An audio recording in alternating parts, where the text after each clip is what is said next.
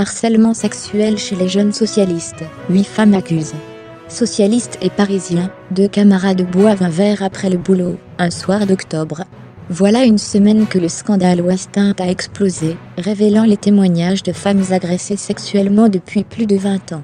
Sur un coin d'écran allumé dans le Troquet, les 2 anciens membres du mouvement des jeunes socialistes, MJS, captent le visage d'Emma de Caunes, qui a elle aussi décidé de sortir de son silence contre le producteur américain. Les 2 amis se réjouissent en trinquant. Aux États-Unis, en France, partout, la parole des victimes se libère.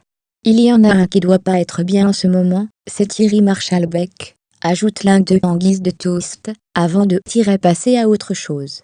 De 2011 à 2013, Thierry Marchalbeck dirigea l'OMJS, l'organisation de jeunesse du Parti socialiste. Et c'est lui que 8 femmes accusent aujourd'hui de faits pouvant être qualifiés de harcèlement et d'agression sexuelle, entre 2010 et 2014. 8 victimes qui brisent la loi du silence, même si Libération a pu recenser au moins 4 cas supplémentaires. Dans leur grande majorité, ces faits sont prescrits, et n'ont pour l'instant pas fait l'objet d'un dépôt de plainte, même si 2 victimes y réfléchissent. Une personne sur 3 ne perçoit pas les aides sociales auxquelles elle a droit. 44% des personnes âgées éligibles n'y accèdent pas.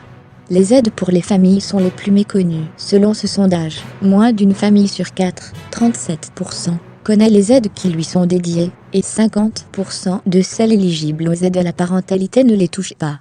Pour les personnes âgées, 44% des personnes éligibles, mais non bénéficiaires de l'allocation personnalisée d'autonomie, APA, n'y accèdent pas, car elles en ignorent l'existence, est-il précisé.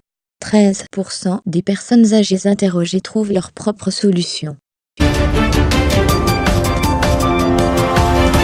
La datation de la mort d'Alexia Daval au cœur des interrogations. Selon les éléments publiquement révélés, Jonathan Daval a expliqué que son épouse avait quitté leur domicile de Grès-la-Ville à 9h30 pour aller courir. Sans nouvelles, le mari, inquiet, a finalement alerté les gendarmes vers 12h30. Le corps calciné de la jeune femme a été retrouvé 2 jours plus tard, à 15h. Quand Alexia est-elle réellement morte? Entre Charlie et Mediapart, l'histoire d'une haine. Le journaliste Fabrice Nicolino a demandé à prendre la plume, et son article est bien plus long que prévu. Gravement blessé lors de l'attaque meurtrière des frères Kouachi contre Charlie Hebdo, le 7 janvier 2015, ce pilier de l'hebdomadaire satirique a réclamé 2 pleines pages pour dresser, dans le numéro du mercredi 15 novembre, le portrait du patron du site Mediapart, Eddy Plenel. Il surplombe une fresque illustrant la longue marche professionnelle et militante de l'intéressé, suite de pelotons d'exécution, de ruines, l'immeuble du monde, et d'assemblées serviles, adoratrices de Staline ou de Chemin Guevara.